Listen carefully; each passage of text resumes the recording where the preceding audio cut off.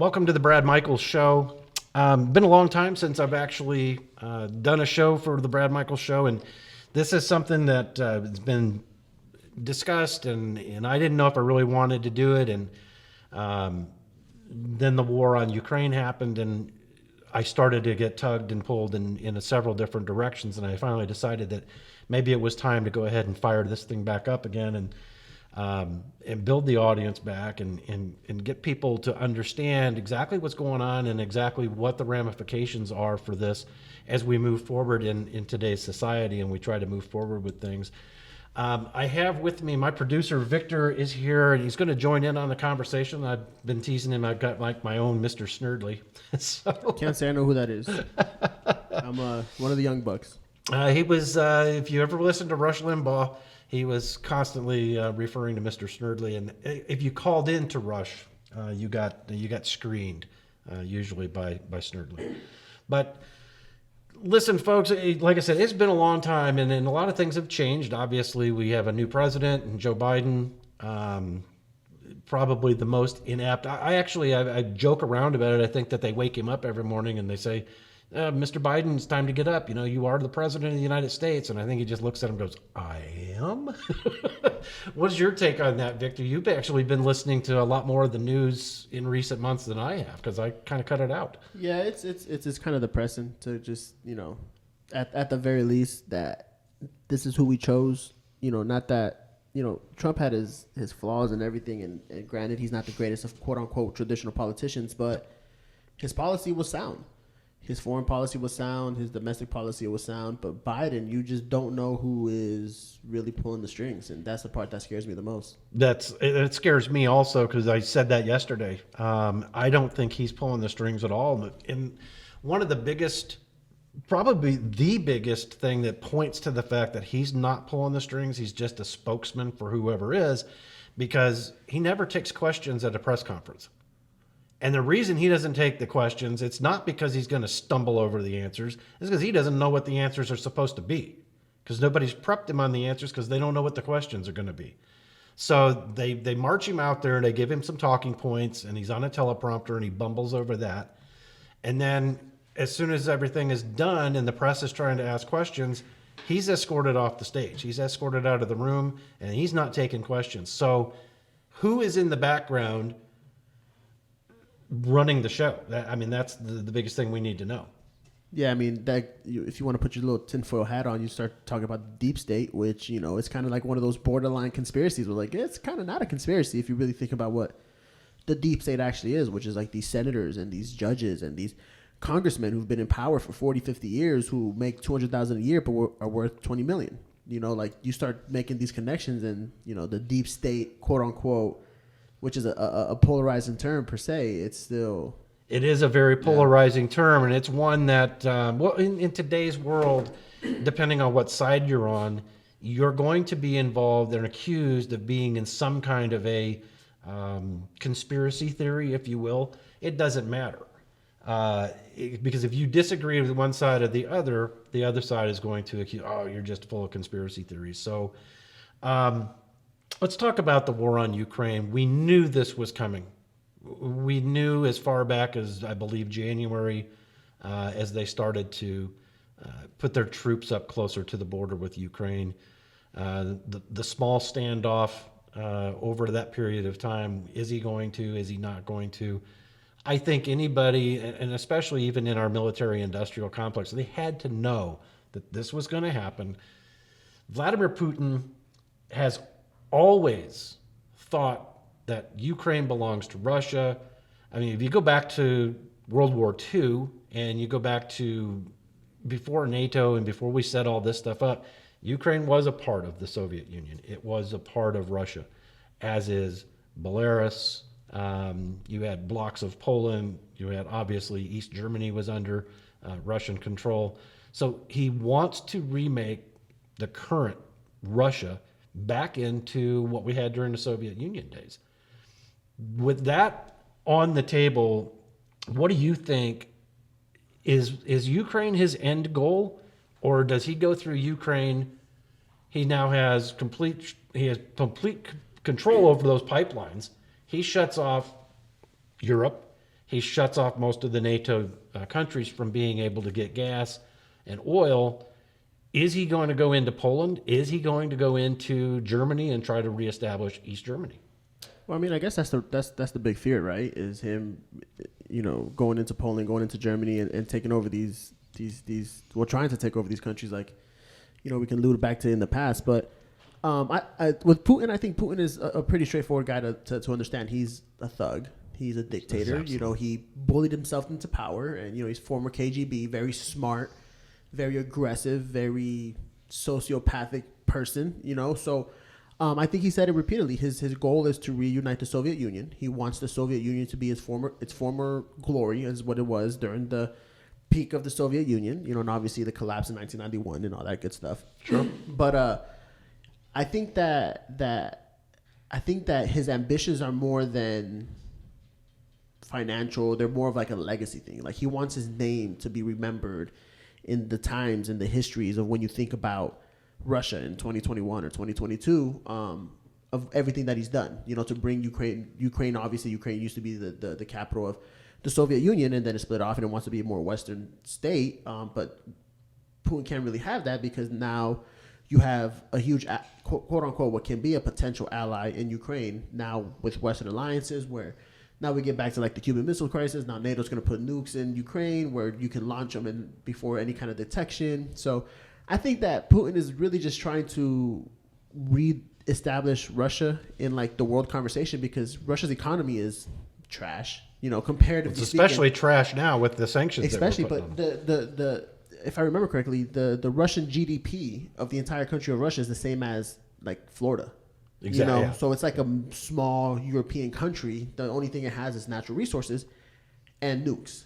Sure. So, I just think he's trying to really be like that player. He's a little dog with a big bark, but he still can bite, so he can still be a problem. He can still be an issue.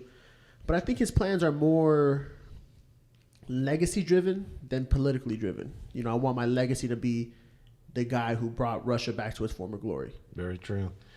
So your philosophy on this, and it's mine as well. I think if you think about it, yeah, he wants his name in the history books to go down with the likes of Lenin and Stalin in Russian history and in world history. He wants his place next to those two men.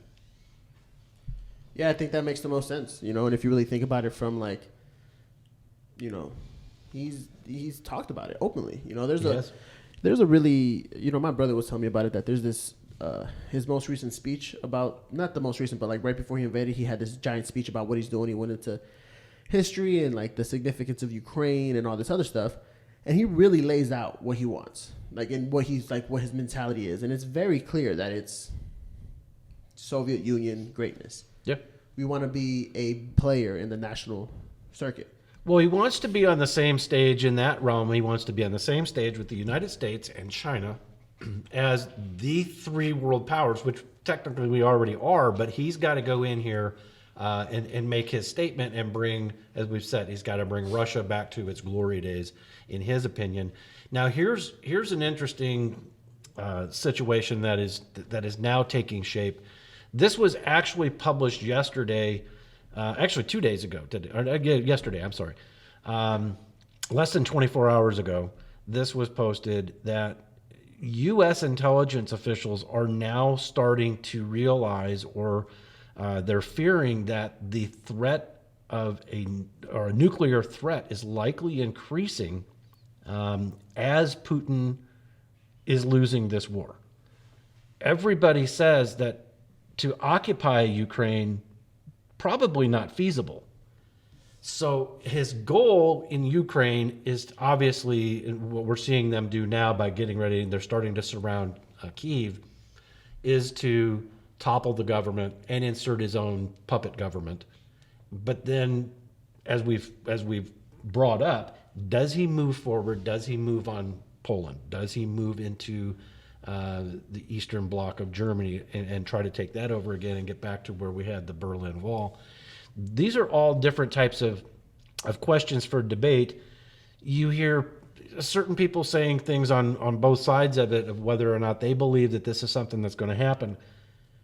There is the thought that obviously he's not going to fire first, but if he's losing and he's not going to get that control and he's going to be the pariah that he is in the entire world, if he's going to be thought of like that throughout the world and maybe even perhaps in his own country, would he then, just out of pure desperation and just being ticked off, would he then possibly push a button? That's the big fear. You know, we've never seen in history the use of a nuke for tactical advantage on a battlefield. You know, obviously we used it twice in Japan in the 40s and haven't since because of the devastating power that a nuke has. And, you know, it's kind of like what's been, I think, keeping us from the brink of another world war is, you know, mutually assured destruction. You go, we all go. You know, and it's kind of one of those things that, I don't know. I hope, you know, when you push a rabid dog into a corner, usually the only way out is through aggression, and I hope it doesn't get to that. But you know, we might see very soon, you know, the tactical use of a nuke during, you know. Well, what if let me bring this up because Lindsey Graham has taken an awful lot of heat for some comments that he said over the weekend, and he doubled down on them yesterday. I agree with him. There's got to be somebody. There's got to be some generals in the Russian army. There's got to be some people in the Kremlin. There has got to be some people that are pretty close to Putin. And obviously Putin is scared to death about it because when he meets people, he sits at a big, giant, long conference table that's like 40 feet long. Yeah. He's on one end and he makes you sit on the other end because he doesn't want you near him. So he's afraid that this is a possibility. But Lindsey Graham said, we need somebody basically to go in there and take him out and put a bullet in his head. He sure did. And was that the smartest political thing to do? Probably not. But, you know, he said the quiet part out loud and what a lot of people are thinking. And, you know, reportedly, you know, granted there's a lot of propaganda coming out of the war. You know, Putin has sent hundreds of assassins to go over to try to find the president Zelensky. Yeah. And so, you know, obviously that's part of the war. It's going to be a whole lot easier for Russia to get into Ukraine and assassinate Zelensky than Zelensky to get into Russia and attack Putin. But then the downfall and the kind of messed up part about it is that if he did do that, if he did send assassins to Putin and then like he got caught and then came back to Zelensky, that can be like the basis that Russia needs to like drop a nuke or to really crank up aggression and to really start bombing them and really leveling the entire country, as you know they probably have the powers to do so. So you know it's kind of one of those like slippery slopes on like what do you do? Like obviously the guy in a perfect world, you know, obviously this is not what's happening, but in a perfect world the sanctions would work where they deter not necessarily Putin but the people around Putin, like the oligarchs and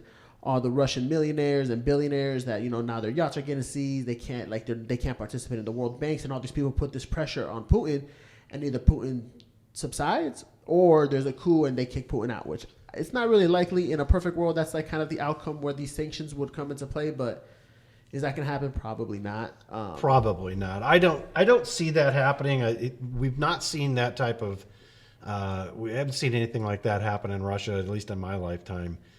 I think, you know, and you mentioned if somebody was to assassinate Vladimir Putin, it could work, but here's the problem. That takes an awful lot of logistic effort because you've got to make sure that whoever the assassination squad is or the assassin, that they, number one, they're able to do their job in a proper way. In other words, they're going to be able to get it done. But you also have to have some sort of backroom dealings with other people within the Russian government that are on board with that aren't going to come out and then all of a sudden change their tune. You know, somebody could go in and say, oh, yeah, sure, I'm 100% for taking him out. I'm going to be the leader of the country once that's done. But then you do it. Now you've got this new leader, and all of a sudden he turns into somebody that's even 10 times worse than even Putin. So it's a dangerous thing that we're up against, and I just don't think that the Biden administration, I mean, it took them almost 2 weeks or over 2 weeks into the war to stop bringing in Russian oil to the United States. Joe Biden will not open up the spigot. He will not allow for new exploration and drilling. And he came out yesterday and just basically lied to the American people when he said that his administration is producing more barrels of oil per day than his predecessor, Donald Trump. Well, what he said was we're producing more oils per day in my first year than Donald Trump in his first year, which is not really a fair comparison because you're talking about the natural growth and inflation of, I guess at this point, 4 years difference. So you're comparing 2016 to 2021, which obviously things have changed. So it's semantics, which is what they always use to try to back up and their... if it's apples to apples, you would compare technically 2019 before the artificial stop of the economy with COVID. But if you compared the amount of oil that America was producing in 2019 compared to what it is now, it's a whole. You're talking about a different situation. So now you're getting to these word games that well, and he's not even. I went and looked it up on the EIA. He's not even producing right now what Trump was producing even during COVID, except during the original shutdown. And the reason that the numbers slowed down during COVID because we weren't buying gas, we weren't buying oil, we were all locked in our homes because the big bad boogeyman COVID was going to come and get us, and we were being told we couldn't go out in public. So. But again, it's the semantics of things. It's how the Democrats constantly spread I'm not going to say it's a completely false narrative, but it's a misleading narrative at best to try to make themselves look like they're not doing something that they actually are. Biden stepped into office. He shut down the Keystone Pipeline. He steps into office. He shuts down, he limits the amount of permits for drilling.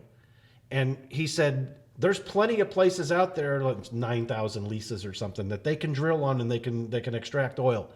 Yeah, but how much do those leases cost? What is all the other regulatory fees that you're putting on these oil companies to be able to go in there and do that? Because if you're limiting it to a point that they can't turn a profit, they're not going. These are businessmen. And if you're going to continue to buy oil from Russia, but I think what is really stupid though. Not only did he finally decide that he's going to stop buying oil from Russia, but then he's turning around. You've got Russia negotiating with Iran to bring back the nuclear deal with Iran. And you got Biden calling the mullahs over there going, can I buy some oil from you? Biden is calling OPEC nations, can you increase production? And they flat out told him no. And then he's contacting Maduro down in Venezuela and trying to buy oil from Venezuela. So we have plenty of oil right here. We have our own resources. Why don't we open the spigot and produce our own oil and our own natural gas and put that into our marketplace? You'd see our gas prices go back down. But they don't want that because now we've got factions of the Democrat Party, the Green New Deal people. I think they're the ones that we're pushing to keep buying the Russian oil that's expensive. Go buy oil elsewhere. They want to push their Green New Deal forward. And Biden even as much as said it yesterday when he came out for his press conference announcing that we weren't going to buy oil from Russia anymore, basically told everybody, well, if you want to have lower energy prices, go out and buy an electric vehicle. To which, did you watch Sean Hannity last night? He brought that up, and he mentioned he brought up several models of electric vehicles and the prices on these electric vehicles, not to mention the charging stations. If you want to have a charging station at your home, the expense of that, and then the regulatory fees that the governments, the state governments, and the local governments are putting on you if you have that charging station built. So, you're talking, I think in one area of New York, it was $12,000 in addition to the cost of the car. Mm-hmm. So you've already hurt low income and most middle class families with the COVID and the shutdowns. People lost jobs. People had great jobs that their hours have now been reduced. Or if you wanted to keep your job, you had to take a pay cut. So now you're increasing energy prices. And by the way, Donald Trump warned of this.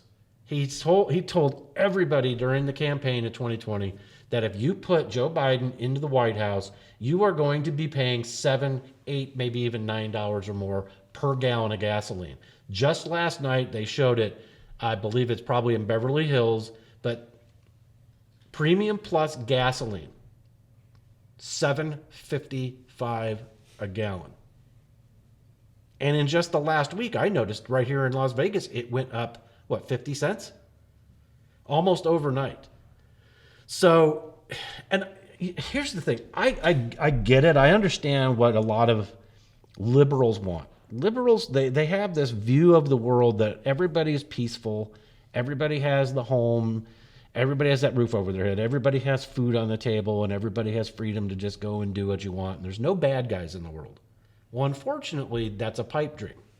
There's a lot of bad guys in the world, and there's a lot of bad stuff that happens in the world, and it's all centered around the international symbol, and that's this: money. And if we don't figure out a way to cut down on the bad guys doing the stuff that they're doing, like Putin's doing in Ukraine, it's in an optimal world, what the liberals want, yeah, okay, it works. But unfortunately, we don't live in an optimal world. I mentioned to you, and I thought this was kind of interesting. I was reading this the other day just because I love the movie The Godfather.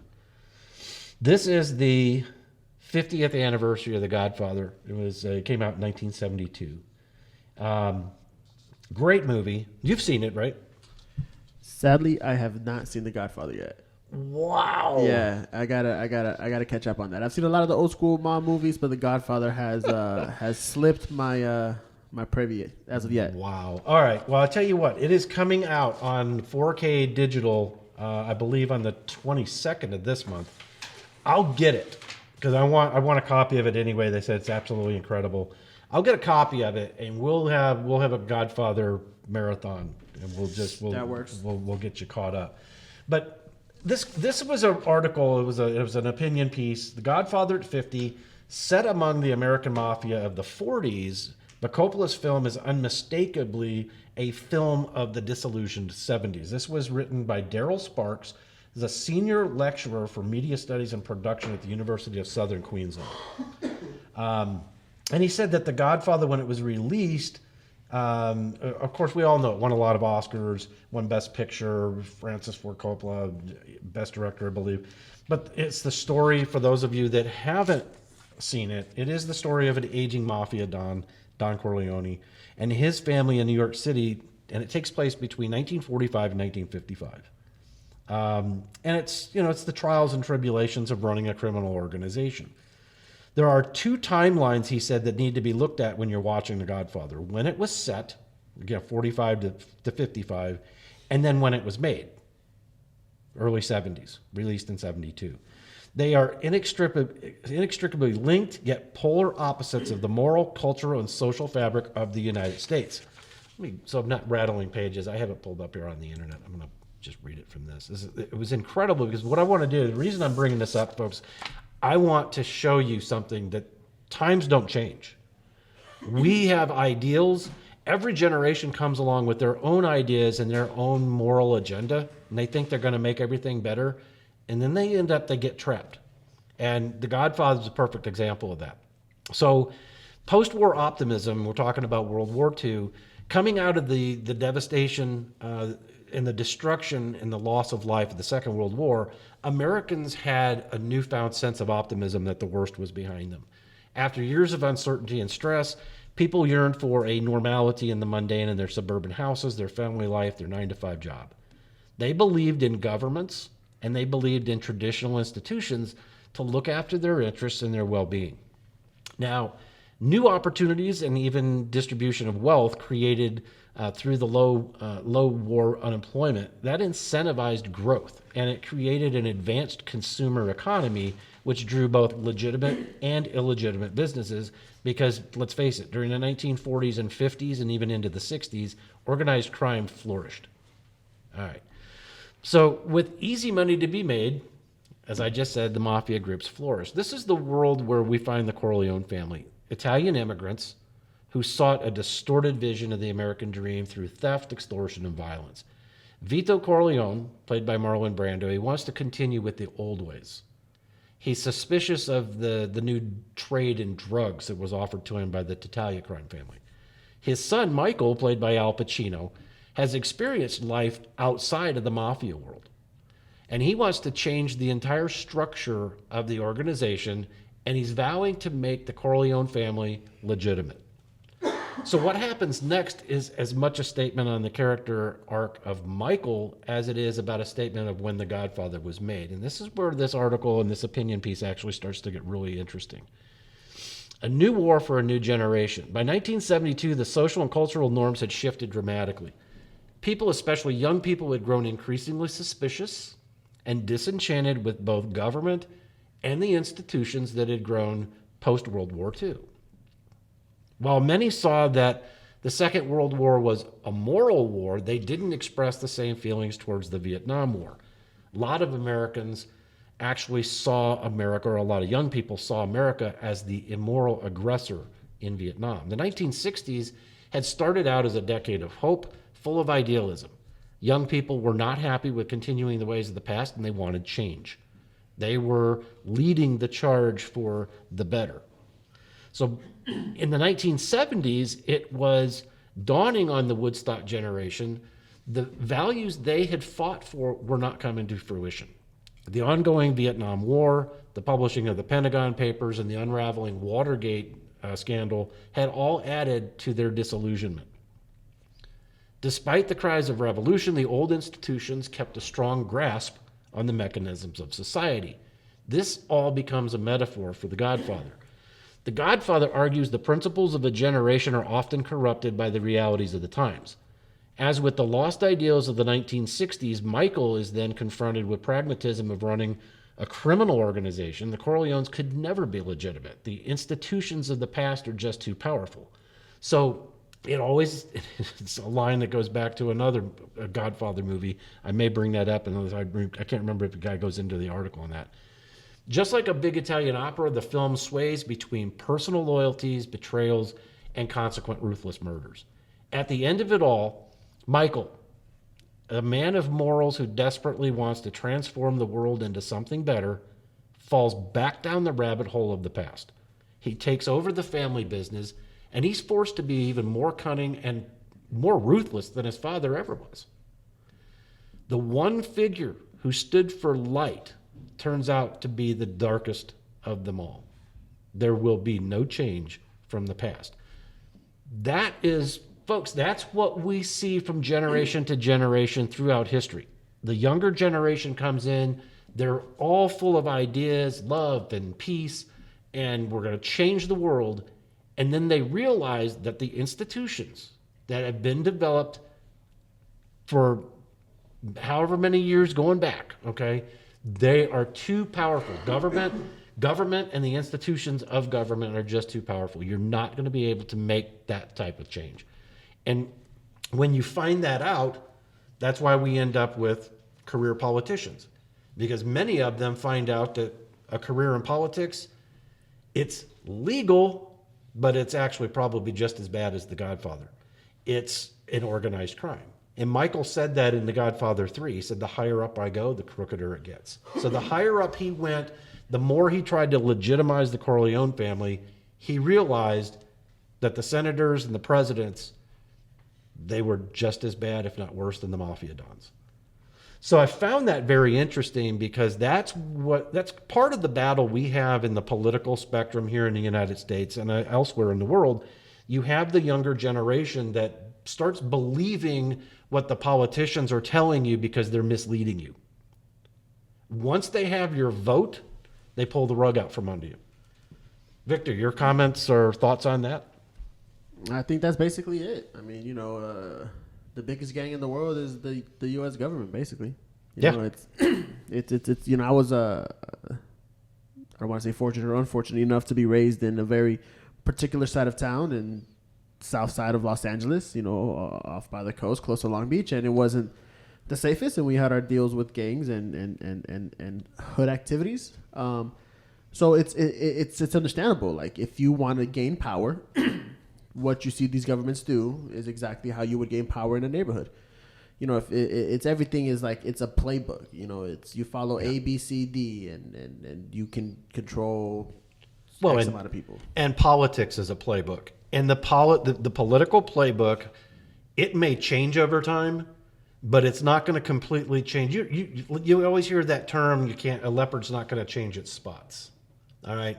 Politics is always going to be a ruthless game played by ruthless people. I'm sorry. I don't care And that was one of the reasons why I liked Donald Trump so much, because he wasn't your standard politician. He wasn't a politician. He wanted to come out. He was an American first. He wanted to do what was best for America. But the interests of the politicians aren't what's best for America. It's what's best for the interest of the politicians. So this war in Ukraine, this is because politicians are grappling for power, control, and money. That's all it's about. It has nothing really to do with well, actually, it has everything to do with oil, because it all comes back to controlling the oil, controlling the resources, controlling the land, controlling the people, and every war throughout time has done that. I think our administration, I think the Joe Biden administration, like I said, Joe Biden is not the president. Kamala Harris, she's like a giddy little schoolgirl who can't believe that she's actually the vice president. Because if you watch her anytime she's on TV, she's just giggly and all smiles. And the smile, though, when she talks to people, she acts like she's teaching you as like a first grade teacher.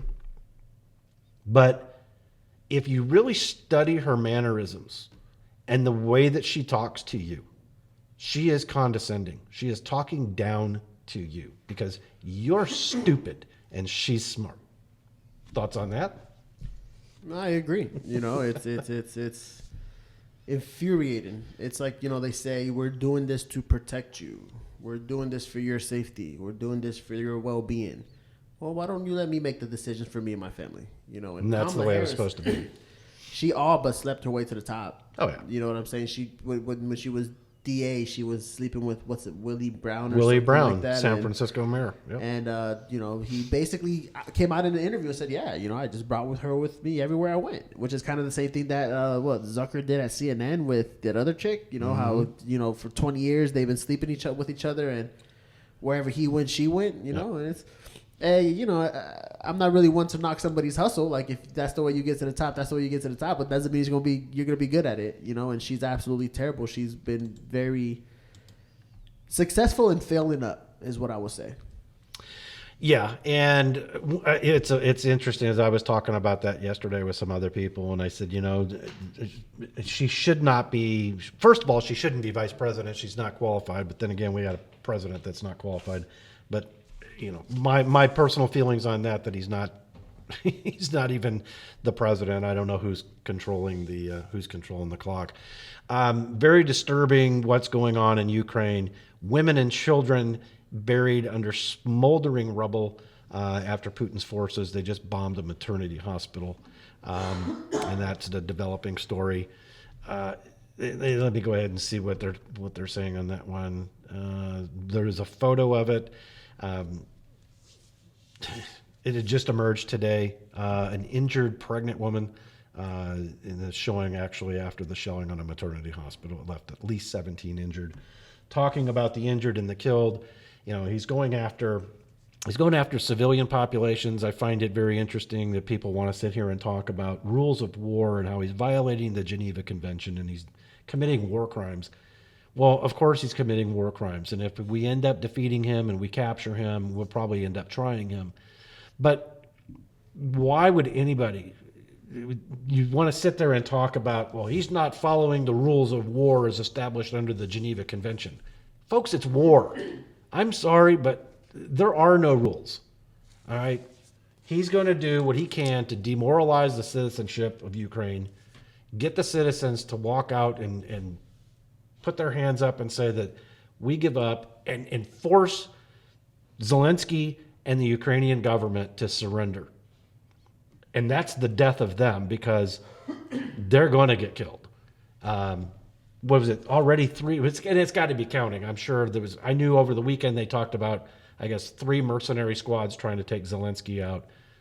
They foiled all 3 of those attempts. But people who want to talk about rules of war, stop. There are no rules of war when you're in the war. At the end of the war, you can sit there now, you can come back and you can go, hey, you know what? You lost and you did this, and this was in violation of the Geneva Convention. This was in violation of this. So therefore, you're guilty of war crimes. We're going to try you as such. But during the war, to discuss breaking the so-called rules of war, Those rules go out the window as soon as the bullets start getting fired. So I don't know. Anything else you want to add? I mean, we could sit here and talk about this, and we probably will as the show continues to go on week after week. But it's just a sad situation. We have a horrible administration. We have horrible politicians in control of our Congress that they see this as an opportunity to push their agenda. They're even holding up a spending bill until they get the stuff that they want in the spending bill to get things that they want out of the developments happening in Ukraine and the oil, and they want the Green New Deal, and it's amazing to me. It's just a big sales pitch for the Democrat Party, in my opinion.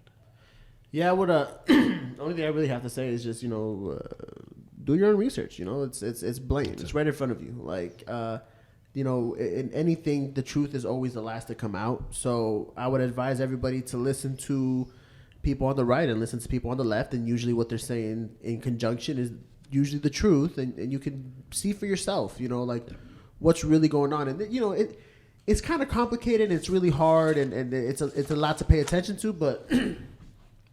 It's something that you should definitely invest a little bit of time, because as we see with COVID, it's not just something like it doesn't matter who your mayor is. It does matter who your mayor is, because now the mayor has control over your business and your family and the decisions you make for your personal life.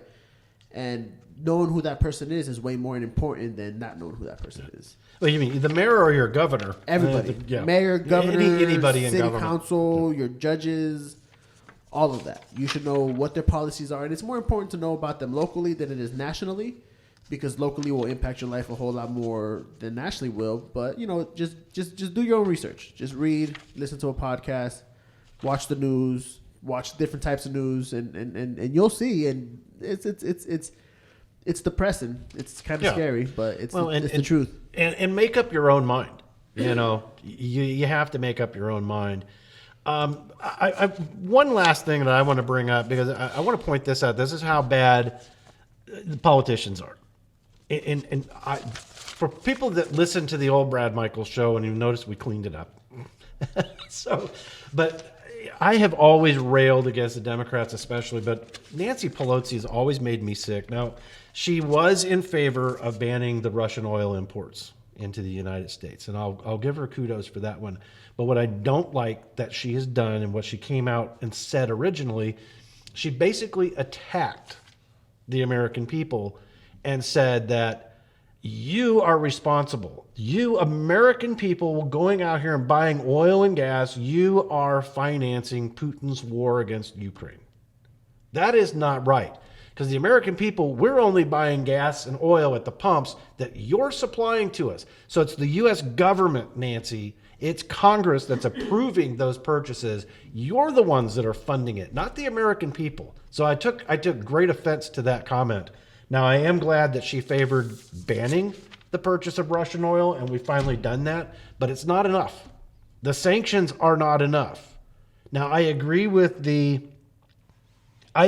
us not wanting to enforce a no-fly zone, because that pulls us in directly into the conflict just as bad as if we'd put boots on the ground. But I am not happy that we have now held up, and I guess we're telling Poland no on sending MiGs over there to Ukraine to help them defend their skies. So we are not the leaders of the free world in this scenario. We have not been the leaders of the free world ever since Joe Biden took over office, and he's not the president. I found it interesting, and then we can close. There was a poll that conducted, and I saw the results of it over the weekend, and they asked, if Donald Trump were in office, would Putin have attacked Ukraine?